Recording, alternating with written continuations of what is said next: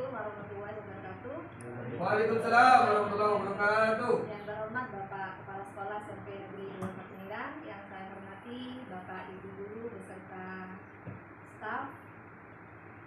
Bapak Ibu, kami sebagai alhamdulillah pada siang hari ini kita bisa berkumpul dalam acara pengimbasan pelatihan pendukung program prioritas nasional tahap 2 yang berjudul implementasi pembelajaran kokurikuler jenjang guru SMP.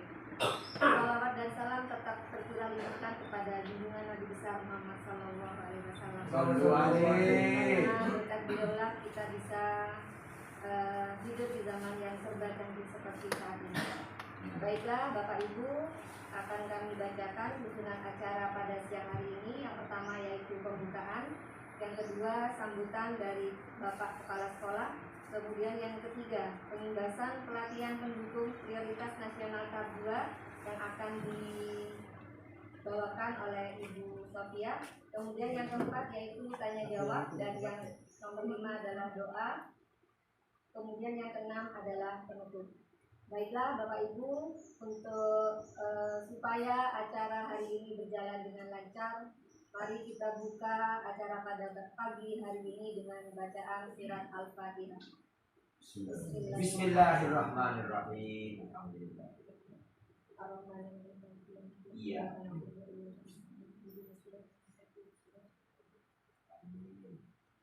Terima kasih. Baiklah, untuk acara yang kedua yaitu sambutan dari Bapak Kepala Sekolah. Kepada beliau kami haturkan.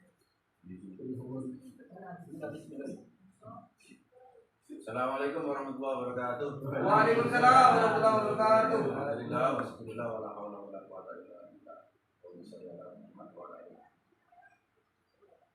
Puji syukur kepada Allah Subhanahu wa taala. Hari ini kita ini sesuatu yang baru. Bu Sofi hari ini menjadi narasumber. Ya. Tepuk tangan Bu Sofi. Kenapa harus tepuk tangan? Karena tidak semua orang dapat panggilan program prioritas nasional, tidak sih nasional, tahap 2. Saya mendaftar, tapi saya tidak dapat. Sama, saya daftar. Jadi yang dapat itu Bu Sofi, terus Ipak, ini Bu Titi. Itu hanya 5 orang yang dapat seluruh kabupaten. Jadi kita bangga SMP 2 Peniran. Jadi meskipun 17-an tidak menang, karena tingkat kecamatan ini tingkat nasional, gitu ya. Tingkat nasional yang kita kejar. Ya, jadi selamat kepada Bu Sofi. Nanti teman-teman juga begitu. Ya, karena memang kemarin tuh yang daftar cuma Bu Sofi sama saya. Jadi 50%. Ya gugur 50%. Untuk saya daftar ya. Kalau saya daftar kan gugur juga. Ya Allah, iya, yang daftar itu bisa se-Indonesia, Bu. Bukan karena banyak. Jadi untuk ke depan semua yang terutama yang muda-muda itu mendaftar kalau ada seperti ini ya. Lumayan lah, ada pengalaman ketemu dengan teman-teman seluruh Jawa Timur yang nginep di mana ya? Asrama. Tapi memang niat saya ikut itu ingin tidur di hotel. Karena di asrama mungkin saya tidak tidur. Jadi monggo kita ikuti, semoga ini menjadi tambahan ilmu siap bagi semuanya dan menjadi tambahan tenaga bagi S2 untuk menjadi lebih baik. Saya ucapkan selamat, monggo segera narasumber segera beraksi. Assalamualaikum warahmatullahi wabarakatuh. Waalaikumsalam warahmatullahi wabarakatuh. Terima kasih atas sambutan yang sudah disampaikan oleh Bapak Kepala Sekolah. Semoga apa yang beliau sampaikan bisa memotivasi kita untuk meniru dari Ibu Sofia ini. Baik, untuk acara yang ketiga yaitu pengimbasan pelatihan pendukung prioritas nasional tahap 2, yaitu tentang implementasi pembelajaran kokurikuler guru jenjang SMP. Kepada Ibu narasumber, waktu dan tempat kami persilakan. Ya, waktunya. Ya, assalamualaikum warahmatullahi wabarakatuh.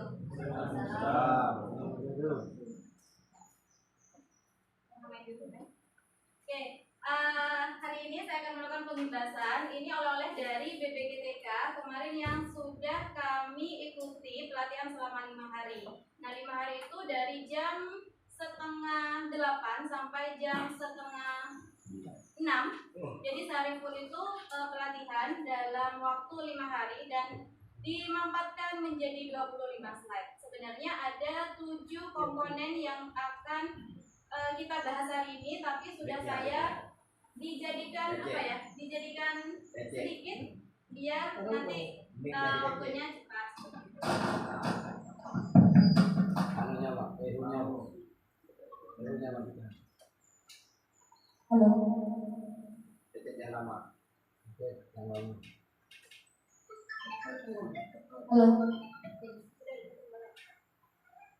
Oke, kenapa kok kita membahas kokurikuler? Kemarin sebenarnya ada 2 untuk guru itu. Yang pertama kokurikuler, yang kedua tentang pedagogik. Kalau untuk yang pedagogik, saya rasa semua guru sudah punya triknya tersendiri. Kalau yang kokurikuler, ini kan menjadi pertanyaan di sekolah kita. Apakah yang kita lakukan itu sudah termasuk kokurikuler, ataukah itu hanya sekadar pembiasaan tapi dibumbui dengan mengambil jam kokurikuler. Kita bahas hari ini biar tidak menjadi angan-angan yang ini benar atau tidak seperti itu. Yang akan kita bahas hari ini ada 6. Yang pertama pola pikir bertumbuh, yang kedua konsep kokurikuler, yang ketiga kerangka kokurikuler, yang keempat perencanaannya, RPP-nya atau modulnya, yang kelima asesmen dan pelaporan. Ternyata kokurikuler itu juga perlu yang namanya asesmen dan pelaporan. Yang terakhir adalah evaluasi. Apapun kegiatannya, kata beliau kemarin itu tetap harus ada yang namanya evaluasi seperti itu. Nah, kita mulai dari konsep pola pikir bertumbuh. Mungkin sebagian Bapak Ibu sudah pernah mendapatkan materi ini dari Bapak pengawas.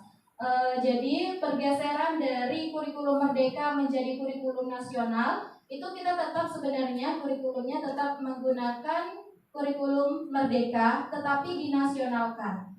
Kemudian yang berubah atau yang bertambah itu tentang pendekatannya. Kalau kemarin pendekatannya mungkin merdeka, kalau yang sekarang kita ke arah yang pembelajaran mendalam. Nah, pembelajaran mendalam itu intinya diawali dengan pola pikir bertumbuh. Nah, dapat kita simak di slide di atas. Pola pikir bertumbuh itu lawan kata dari pola pikir tetap. Kita menyamakan persepsi terlebih dahulu. Kalau yang pola pikir tetap, ketika kita mendapatkan masalah, kita itu otomatis menghindar. Sedangkan kalau pola pikir bertumbuh, ketika kita diberi ujian, maka kita menerima.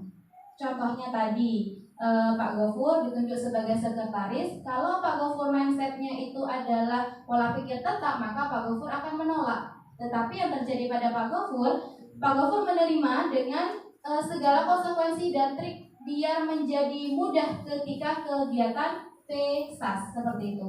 Maka Pak Gofur sudah melakukan pola pikir bertumbuh. Yang kedua ada obstacle. Obstacle itu apa Paknya? Obstacle apa artinya? Obstacle. Tantangan. Iya, namanya.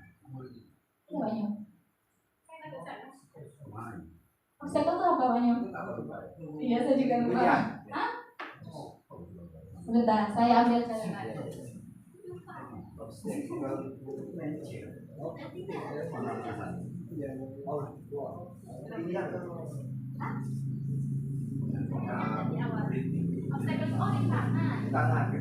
Ya, ketika kita mendapatkan rintangan, besok misalkan mau ke Seven Lakes, itu kan ada rintangannya. Contohnya rintangannya, oh hari Minggu waktunya keluarga, oh hari Minggu waktunya istirahat, oh hari Minggu waktunya nyetrika. Tetapi karena kita ASN, maka kita bertanggung jawab untuk menghadiri kegiatan Seven Lakes. Maka Kalau kita pola pikirnya tetap, maka kita tidak akan jalan, tidak akan datang.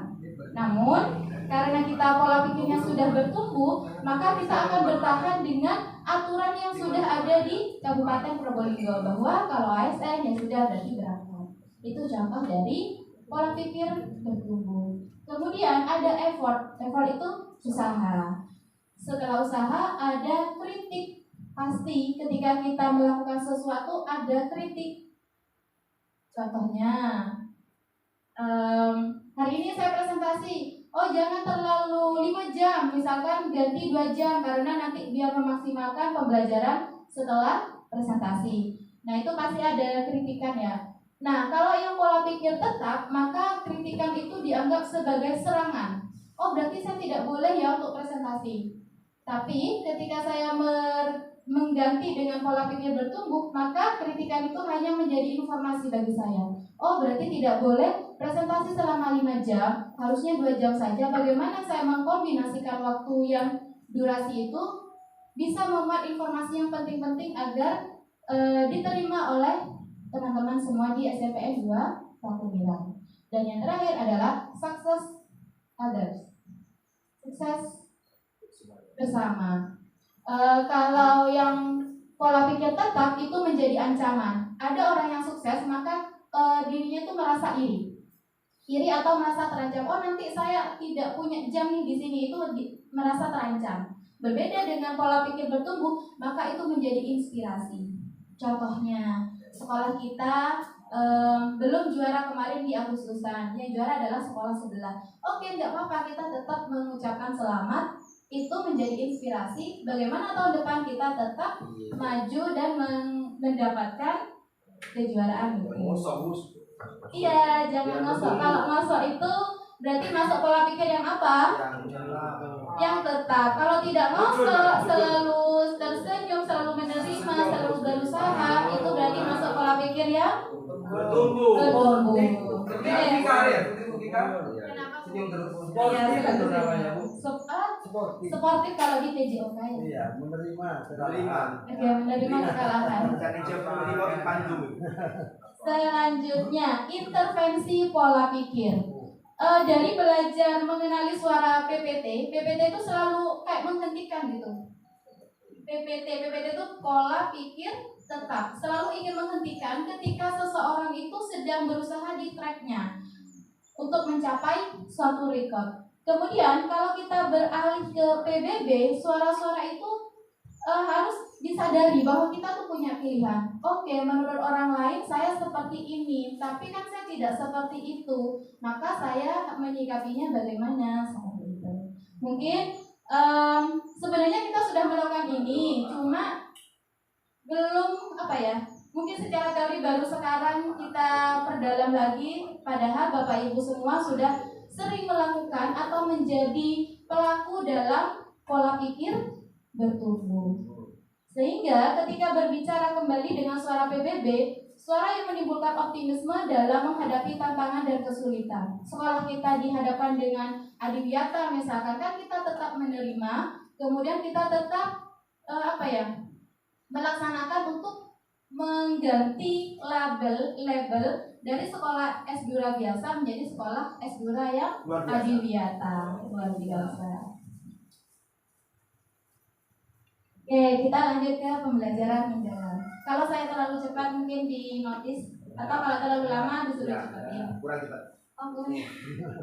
Oke, pembelajaran mendalam.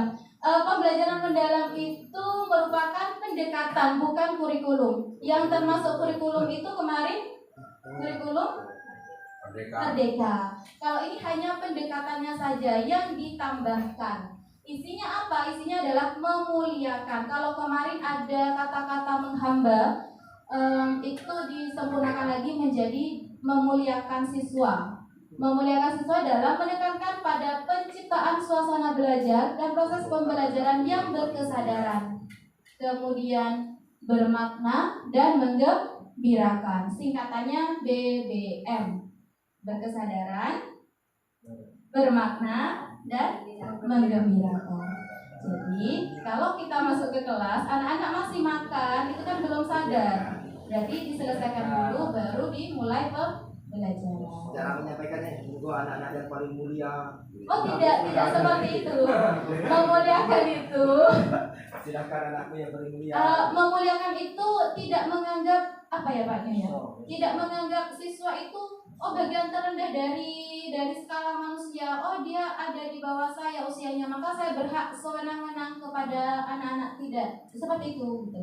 Terus memanggil, kita kan sering memanggil mungkin dengan sapaan yang kurang sopan. Jadi anak itu diposisikan sebagai siswa yang kita wajib menghargai gitu. Jadi sehingga mereka tuh juga menghargai kita tuh juga enak gitu. Iya. Ada batasannya tuh Bu ya. Hah? Ada batasannya untuk anak bersabar kepada anak. Ada batasannya. Oh tidak sabar. Sabar dulu. Monggo anakku yang mulia gitu. Ya tidak seperti itu, nanti mereka terkesannya sukanya di alam sehingga ketika tidak di alam mereka kehausan validasi gitu Pak Nyo. Oke. Kehausan validasi itu apa? Tak ya itu. Ya itu Bapak maksudnya harus dipanggil dengan sesuatu yang katanya Pak Nyo tadi itu. Ngalem gitu jadi. Iya, ngalem. Bisa berumur tak ngalem. Iya yang alam. Bu Ajis ya, Bu Ajis. Apa Proses mendalam gitu. Iya. Nah. Yaitu kurang dalam. Pembelajaran mendalam itu meliputi 3 kegiatan seperti yang ada di BSKAP itu, Beskap. Ada 3 kegiatan, kita sebagai guru sudah mengetahui ini semua. Yang pertama intrakurikuler, pembelajaran tiap mapel. Yang kedua kokurikuler, yang ketiga adalah ekstrakurikuler. Yang kita bahas hari ini hanya kokurikuler. Ini ada donat tapi hanya gambarnya saja. Dimensi profil lulusan itu ada 8. Kalau kemarin hanya ada 6 ya di P5. Kalau di pembelajaran mendalam itu ada 8. Yang kedua, prinsip pembelajaran yang tadi BBM. Prinsip PM itu ada 3, BBM. Kemudian lulusannya ada 8. Yang ketiga, pengalaman belajar. Pengalaman belajar itu dibagi menjadi 3. Yang pertama memahami dulu, yang kedua mengaplikasikan, yang terakhir ada merefleksi atau evaluasi itu. Kita sudah melakukan ini ya.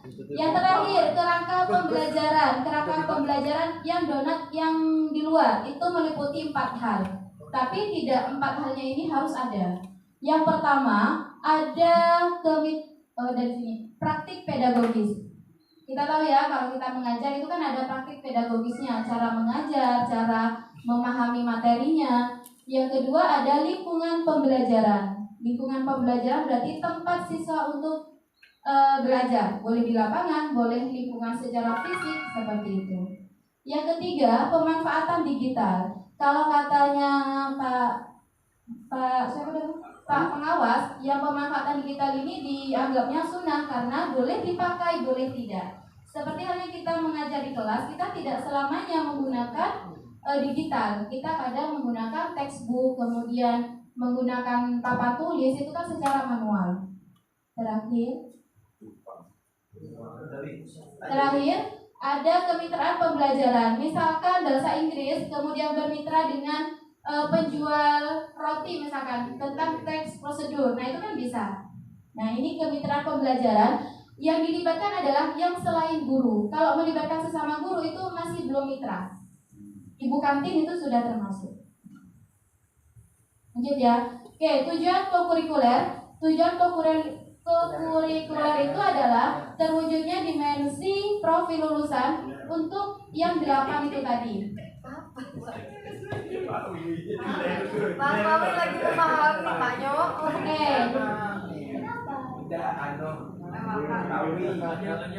Kegiatan pembelajaran yang dilaksanakan untuk penguatan, pendalaman, dan atau pengayaan kegiatan intrakurikuler. Jadi ko ini lanjutan dari intra. Kan kita punya jam, kalau IPS itu ada 4, diambil satu tuh untuk ko, yang 3 jam untuk di kelas. Jadi ko ini lanjutan dari in dulu baru yang ko.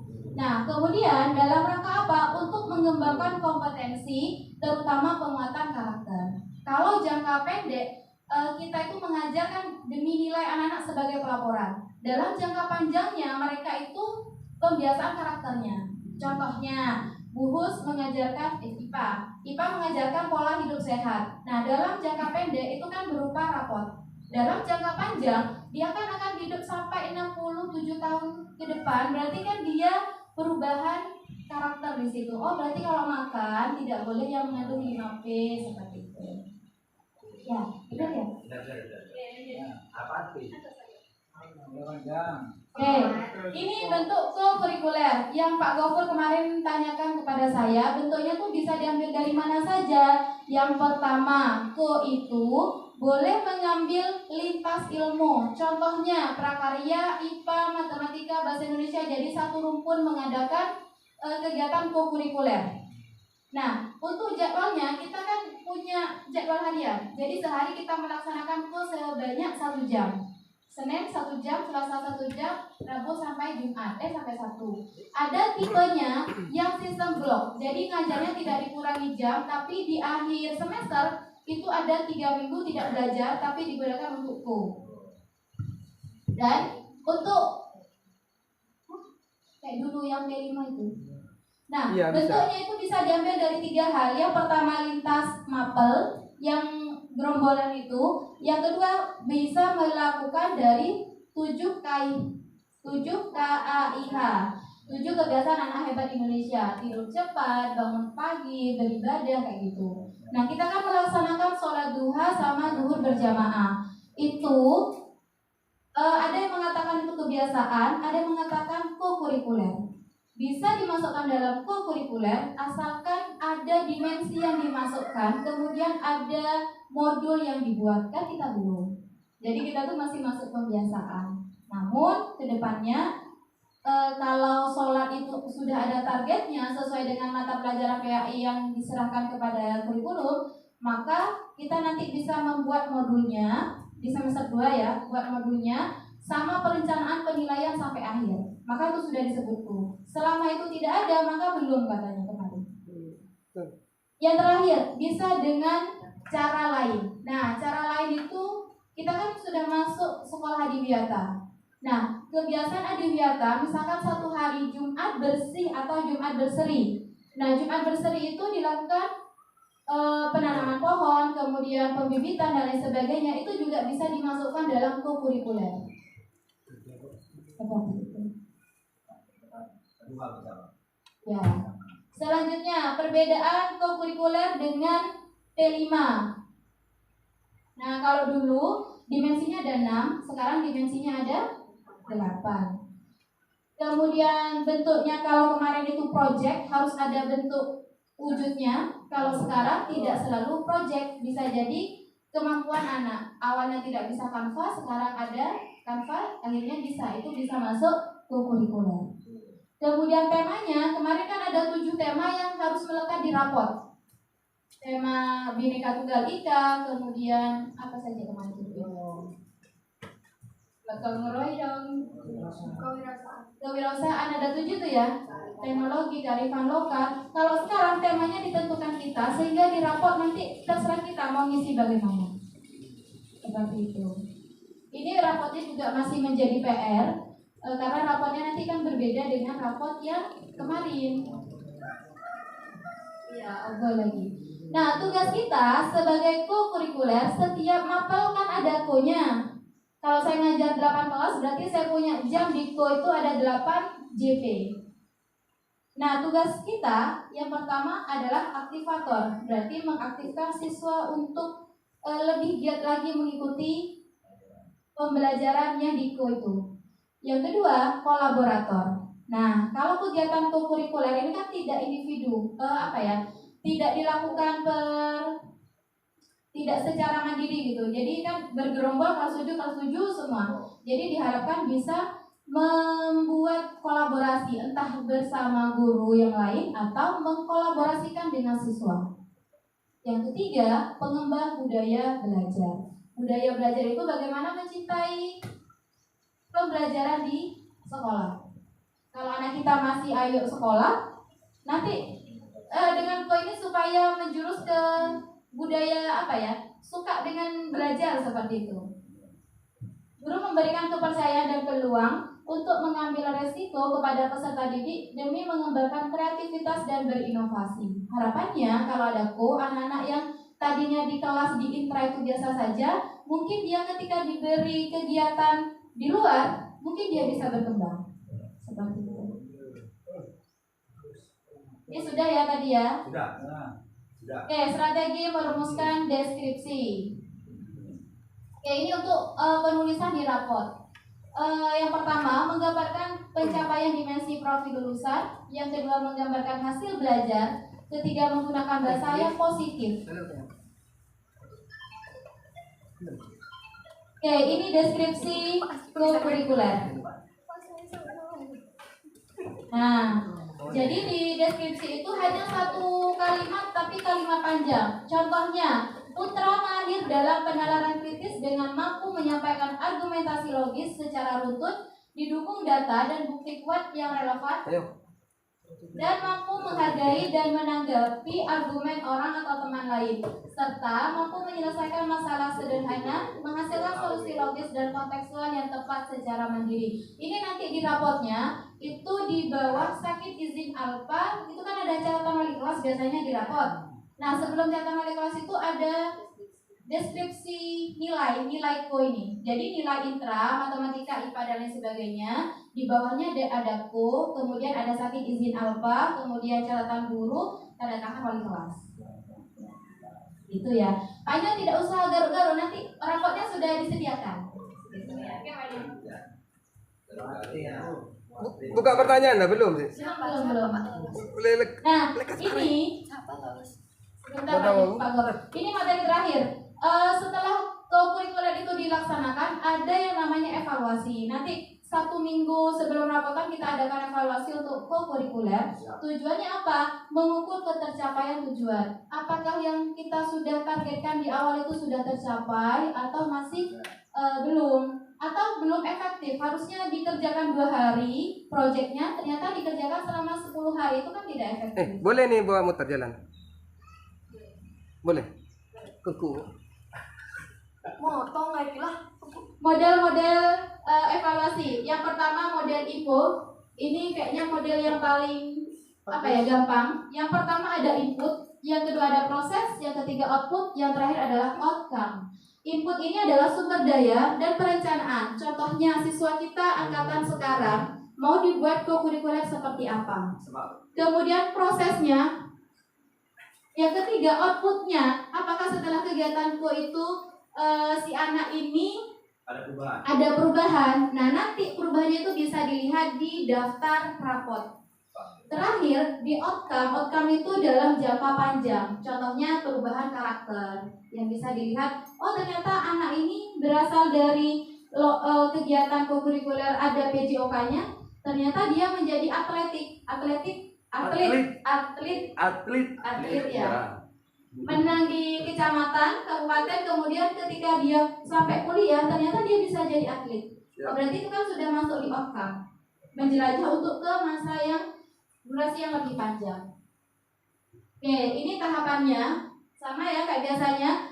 Direncanakan, dikumpulkan data, dianalisis, kemudian dibuatkan pelaporan. Pelaporan ini tidak masuk di dalam rapor tetapi menjadi arsip kita sebagai guru kurikuler. Kalau video semuanya jangan di-share. Iya. Wartawan nggak boleh berani-berani.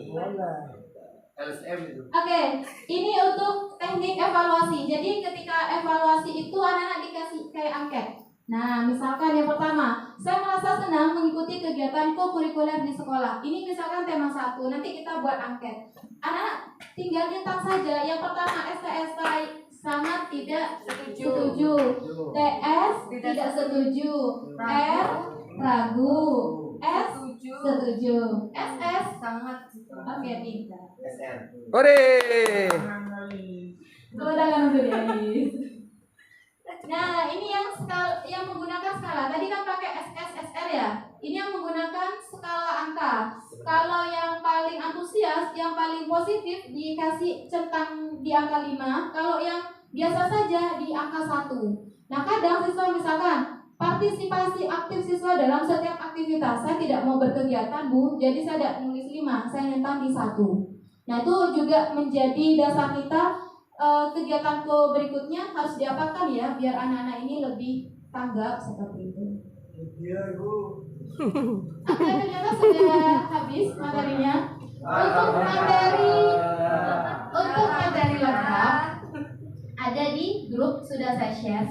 Contoh modul itu sudah saya share juga, itu hasil kerja saya dan teman-teman kemarin. Kemudian contoh asesmen itu ada 2, saya hampir lupa. Ada sumatif, ada formatif. Yang sumatif itu yang penilaian di akhir. Kalau formatif yang hanya kita sekadar tahu, oh ternyata anak ini bisa. Itu ya Bapak Ibu. Oke, sebelum tanya jawab, saya mau memberi apresiasi.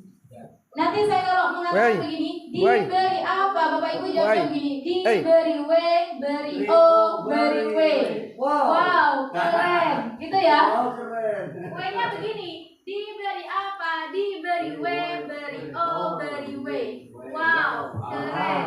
Bisa ya? Oke, silakan berdiri terlebih dahulu. Siap. Boleh di pause? Bisa di pause? Boy, miring ini. Ya, sama ya. Pegangan aja dah Pak Gop. Iya. Gara-gara Pak Gop. Enggak dari tadi. Hah? Dicontohin lagi. Gak usah langsung memperagakan. Ini W begini. Col. Oh, W. Wow, keren gitu ya. Siap. Sudah ya? Dari depan enggak? Enggak perlu. Iya ya, ayo dibikin. Bajunya nggak Gak dibawa usah dikit. Pak Gop. Enggak usah. Iya. Enggak dong. Kapan? Oke, SMP Negeri 2 Pakuniran diberi apa? Diberi W, beri O, beri W. Wow, keren. Oke, tepuk tangan semuanya. Silakan duduk Bapak Ibu. Terima kasih untuk Semoga setelah ini ada bukan cuma UI saja satu. ada Jos, Jos. Langsung dimakan. Oke. Langsung dimakan. Selanjutnya mungkin ada Tangannya. yang belum Paham. bukan belum paham. Ada yang mau kita sempurnakan melalui diskusi. Silakan. Apa? Dokter BK. Ya. Ada. Ini. Oh iya ini. Ya, oh ini. Oh, iya. Oh enggak ya. Terima kasih. Yang validasi. Terima kasih Ibu Sofia atas pemaparan materinya yang cukup luar biasa. Tepuk tangan dulu untuk Ibu Sofia. Ini yang ingin saya tanyakan, selama 1 semester atau selama 1 tahun ya, pembagian jam di co-curricular itu untuk pelaksanaannya itu seperti apa? Ya, jadi ada pembagian jam untuk teknis pelaksanaannya. Iya. Ya, jadi kira-kira 1 semester itu apa 20 gitu ya, apa 1 tahun itu berapa di teknis pelaksanaannya. Terus ketika dikorelasikan dengan dolar pembelajaran tadi ya, nah itu kan butuh pelaporan, butuh modul dan segala macam. Apakah laporan itu menjadi target ya, menjadi target di modul itu? Apakah ada target yang harus tercapai di co-curricular? Yang ketika dihubungkan dengan dolar itu, apakah ada target tertentu yang harus dicapai? Seperti itu Ibu ya. Terima kasih. Oke, terima kasih untuk Pak Gopur atas pertanyaannya. Pertanyaannya sangat luar biasa sekali. Mungkin ada lagi yang mau menambahkan pertanyaan? Ya. Bapak Bu ya. Ibu. Terkait co-curricular itu. Co-curricular. Iya, co-curricular itu apa? Co-curricular itu ya.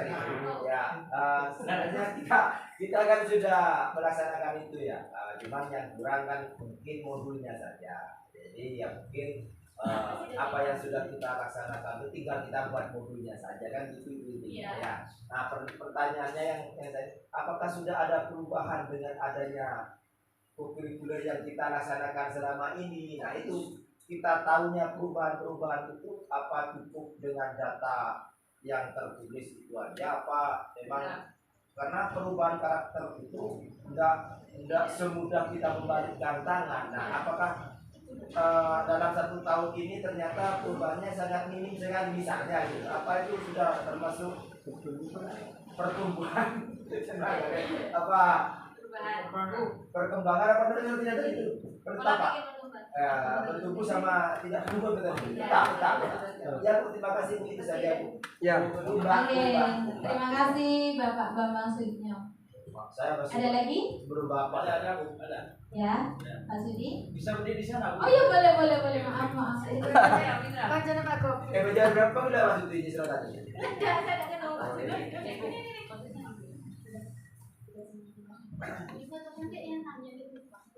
Betul. Iya. Assalamualaikum warahmatullahi wabarakatuh. Berhubungan dengan penjelasan ibu narasumber yang tadi, saya ini berhubungan dengan guru BK. Ya, ini menurut saya erat sekali penjelasan ibu narasumber dengan guru BK.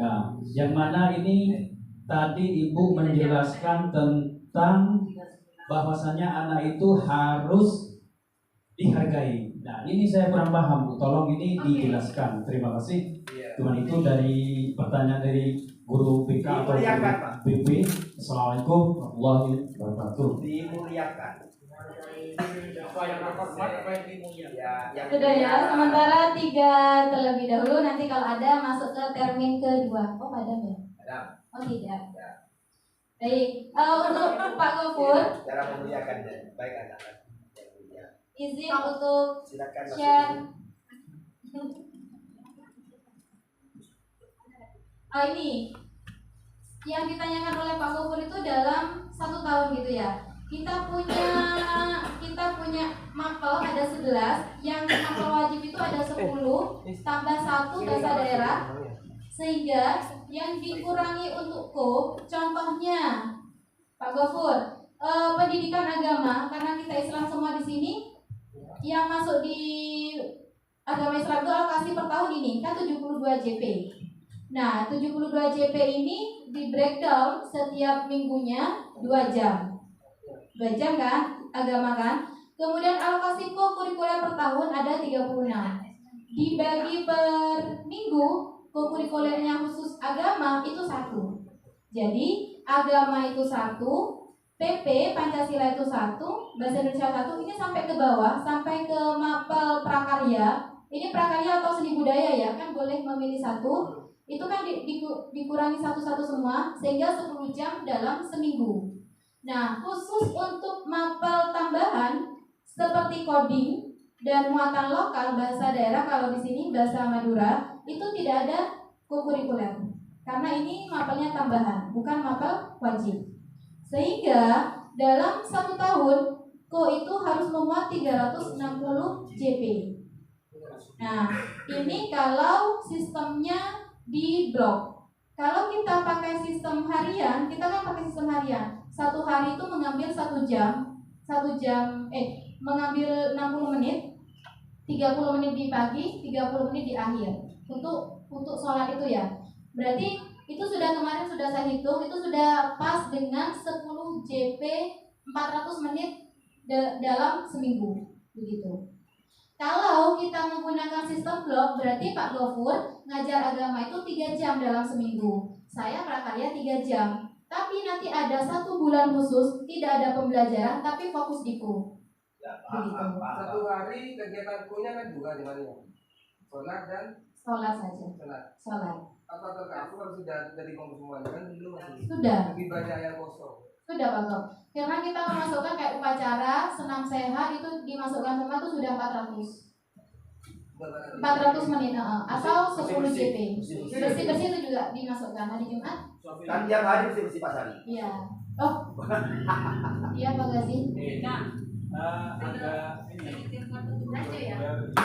Jadi menurut pengertian saya selama ini tujuan utama kurikuler itu kan memperkuat JP dari masing-masing teman-teman guru. Jadi tugas yang teman-teman mungkin CP-nya kan berbeda tidak? Iya. Bahasa Inggris dan ini dan sebagainya. Kita kan juga terbebani dengan P5. P5 kita itu alokasinya kan kalau nggak salah 20 dan 30% kemarin kan ya. Iya. Dari total setahun itu. Terus kokurikuler bisa kita kan 50% dari intra itu kita memperkuat CP-nya. 30%.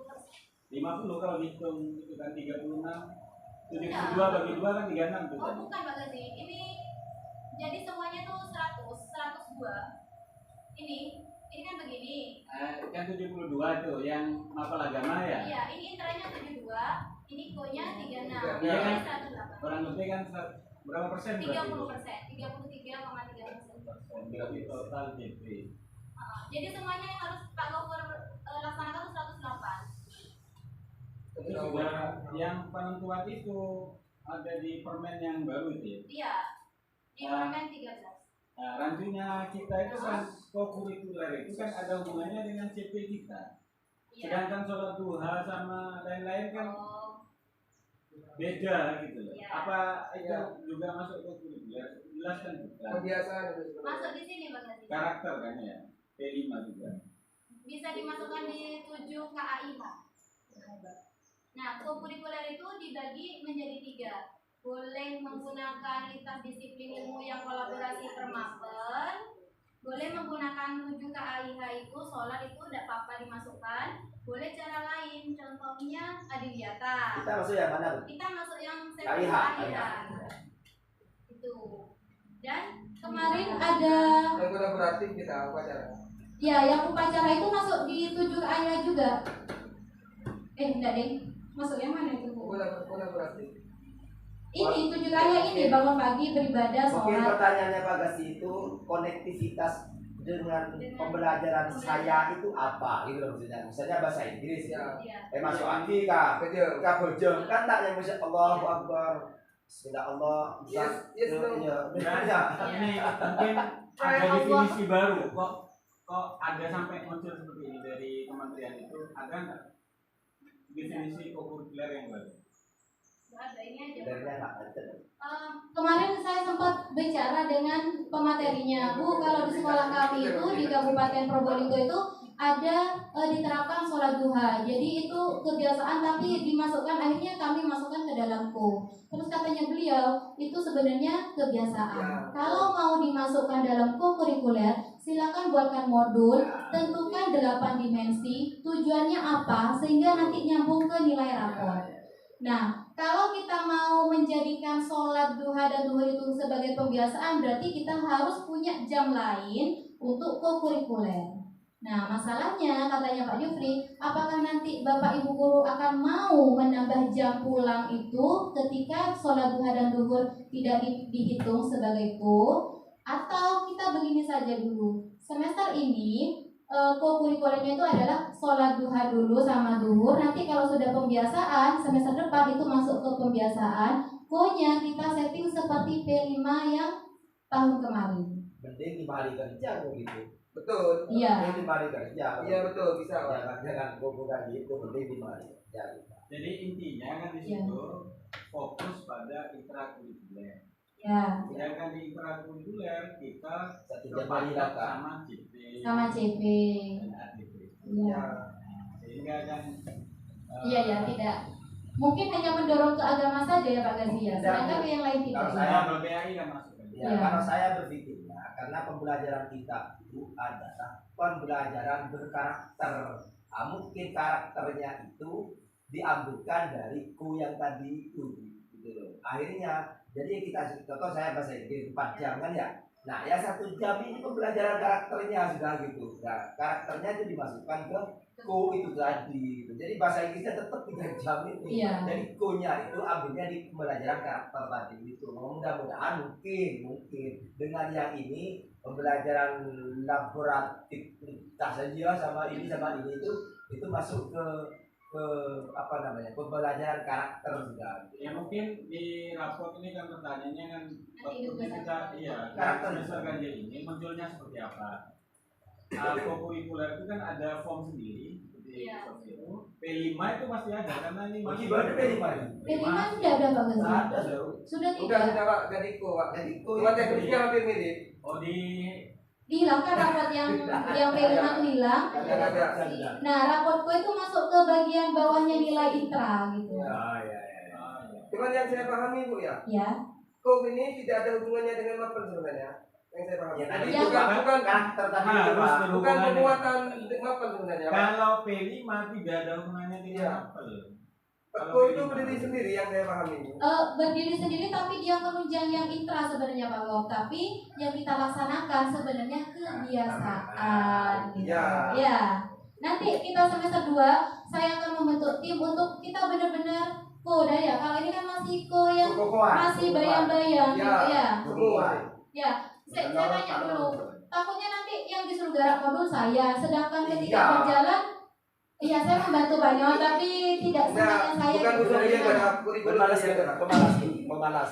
Barengan gitu loh Pak Gop. Sehingga ketika jalan itu kita tahu ranahnya. Nah sekarang kan sudah terbuka semua. Iya, Saya makanya. bersyukur hari ini karena mendapat materi ini dan bisa Iya. nge-share. Kalau kemarin kan saya beban sendiri ke Bunda Bu. Ini kayaknya bukan kurikuler. Di sekolah lain itu Iya. ada kegiatan lain. Kok kita begini?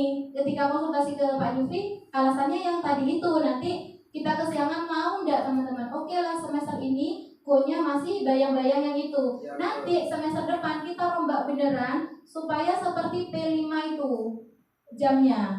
Jadi ada kayak guru wali tuh Pak Nyo. Minggu ini, minggu ini. Ya. Bisa jadi satu hari nanti kita tidak belajar untuk itu Pak. Makanya Begitu ya. Guru wali itu masukkan pola bisa. Iya bisa itu masuk kan bisa masuk di 7 KAIA ini. Seven leg itu apa? 7 leg besok. Ya. Pramuka bisa sebenarnya. Pramuka bisa. Iya, pramuka. Malah masuk pelajaran apa? ini contohnya begini. Pak Gop, Kolaborasi. ini kemarin ini ya sekedar sharing ya. Ternyata di SMP 27 Malang itu banyak sukun. Nah, ternyata sukun itu mau diangkat sebagai itu. Nah, akhirnya dibuat seperti ini. Dia menggunakan nama kegiatannya masuk di 7 KAIH kesehatan. Nah, kan tadi ada 7 ke KAIH ini ya. Berarti ngambil yang kesehatan. Makan bersehat itu udah bergizi. Oke, lanjut dah ya. Ya. Nah, sehingga kegiatannya itu mana dah? Pertemuan pertama jam 1 dan jam kedua itu masih dikasih pengertian sukun dan manfaat sukun itu dijadikan satu anak-anaknya kita menjelaskan. Ya, betul. Nah, jam ketiga dan jam keempat ini boleh 1 hari, boleh ini hari kedua. Bagian-bagian sukun yang bermanfaat contohnya produk orang sukun. Nanti kita ajak anak-anak ke pengrajin sukun. Sorry, Pembuatan keripik atau pembuatan keripiknya. Iya, Pak Haji. Nah, iya. Ternyata sukun ini bisa jadi ramuan. Daunnya itu dijadikan teh. Oh, ternyata itu hasil brandingnya anak SMP 27 ini. Nah, pertemuan 5 dan ke-6 diskusi, dikasih lembar kerja, itu nanti bahasa Indonesia bisa masuk ke sini. Kalau yang tadi, yang ini kan IPA sama IPS masuk ke penjualan sama proses kesehatannya. Kalau yang awal, ini kan bisa, guru agama, guru bahasa Inggris kan bisa menjelaskan semuanya. Atau Sebenarnya SPS sudah melaksanakan itu, Bu. iya, Cuma yang layang-layang itu ya. ya, Nah, itu ya ada formalitasnya sudah matematikanya, melakukan. gitu. Ya, layang-layang itu bisa di satu materi layang-layang layang. bisa dipakai untuk semua Semuanya. pembelajaran. Iya, betul. ya, Bisa misalnya sini apa kayak gitu ya. Iya kan kalau Singkong. kita kurikulum berdiri sendiri. singkong telur. Telur. berdiri sendiri tidak masuk ke pembelajaran, Iya, tapi ini kalau- menekankan atau menumbuhkan kita kepada pelajaran apa kata Pak Gazi tadi itu Pak. Ya, untuk yang kira penting tapi. Iya kan penting Pak. Penting, Pak. Kalau sampai makan sukunya yang sudah ada alkoholnya kan tidak boleh. Ya, boleh. Halal dan Caranya baiknya, makan Pak. pakai bismillah. Nah, gitu. Oke ya, terjawab pertanyaannya Pak Ina sama Pak Gob ya. Ya, sudah. Pertanyaan terakhir. Ada lah. Ada lah. Memuliakan. Sudah mari jawab lah. Yang mulia Eh, anak-anakku. sebenarnya begini, anak-anak kita itu kan jangankan kita memuliakan dulu ya, sikap mereka itu kepada kita kan seperti itu ya. Saya nyapu terus ada yang lewat, mereka bukan membantu saya tapi malah berkomen seperti ini, yang bersih ya Bu katanya. Loh berarti itu kan jangankan saya memuliakan, kalau kepengen ini disampat itu, kalau boleh disampat, pasti saya sampat pakai sapu. Nah, itu tantangan kita. Kenapa kita harus memuliakan? Karena karakter anak sekarang itu sudah banyak dilalaikan oleh gadget dan lain sebagainya. Berbeda dengan anak di zaman dulu. Kalau zaman dulu mau mendekat ke guru kan takut, menyentuh meja saja ketika saya SD itu kan katanya kayak haram gitu loh. Sehingga takut. Kalau anak sekarang saya duduk di sini ngoreksi ada nilai, dijaga sama anak oleh berapa bu? Pasti dilihat. Nah, cara kita memuliakan Gen Z dan Gen Alpha, apa ya sekarang ya? Sama Gen Beta. Ya, kita memberikan dulu, apa namanya?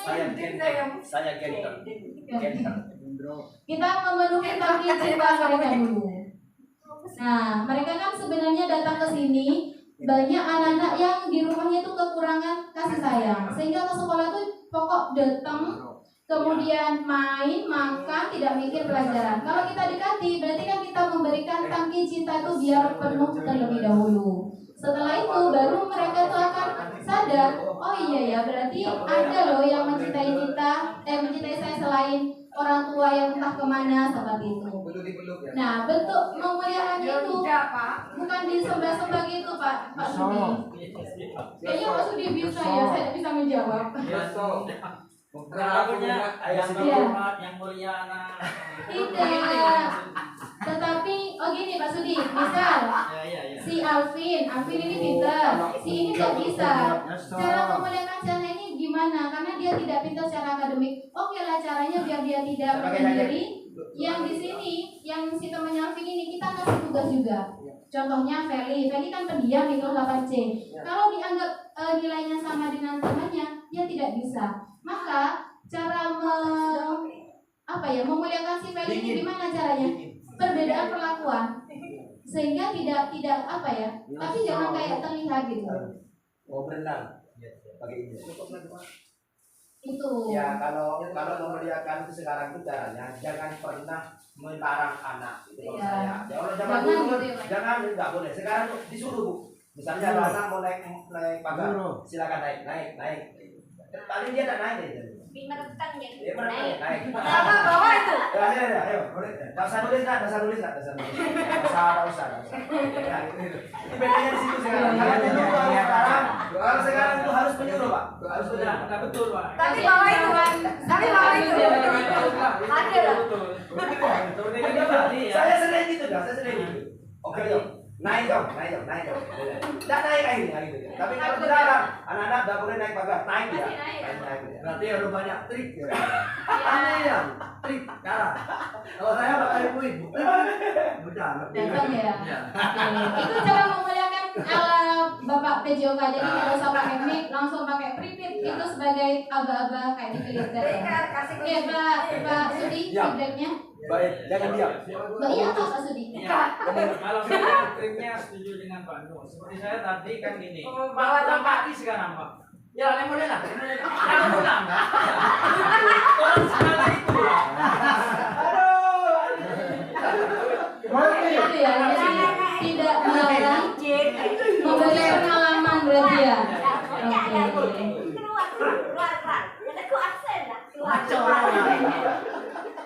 Oke, baik. Bapak Ibu, nanti nanti karena ada WA semua ya, saya minta tolong Bapak Ibu menuliskan nama, terus mapel yang diampu, terus kesan selama belajar kurikuler. Awalnya kan kita masih ngawang-ngawang, kemudian hari ini sudah ini. Nanti dijaprikan ke saya. Ada hadiah. Ada hadiahnya. Besok ambil Ada hadiah. Besok minimal. konsumsi tahu. Oh siap. Sama es krim satu. Tidak banyak. Apa banyak mau tanya mau? Tidak ada. Ada itu ada. Oke. Ada lagi yang mau bertanya? Ada. Cukup. Silakan. Sudah paham. Oke. Ini kalau disuruh berhenti tidak mau nih. Lanjutkan. Dan mungkin itu saja dari saya. Untuk praktiknya kita laksanakan semester depan karena semester ini sudah mepet dengan untuk kokurikulernya itu ya. Oke, selanjutnya saya kembalikan kepada moderator. Terima kasih luar biasa atas ilmu yang sudah disampaikan oleh Ibu Sofi. Semoga kedepannya kita bisa merubah dan melaksanakan program kokurikuler yang akan kita laksanakan dengan benar, begitu ya Bu Sofi. Karena selama ini masih belum ada modulnya. Nanti ke depan kita insya Allah akan membuat modul seperti itu. Untuk acara selanjutnya yaitu penutup dan doa yang akan disampaikan oleh Bapak Haji Muhammad Desi. Padanya dipersilahkan. Saya selaku pembawa acara, mohon maaf apabila ada salah kata dalam bertutur kata dan bersikap. Saya akhiri. Assalamualaikum warahmatullahi wabarakatuh.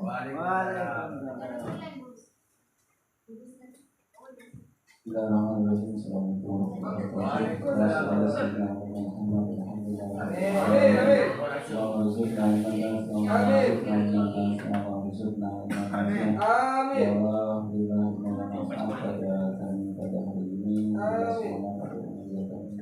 hal-hal yang sudah kita bicarakan dan kita semua menjadi bahagia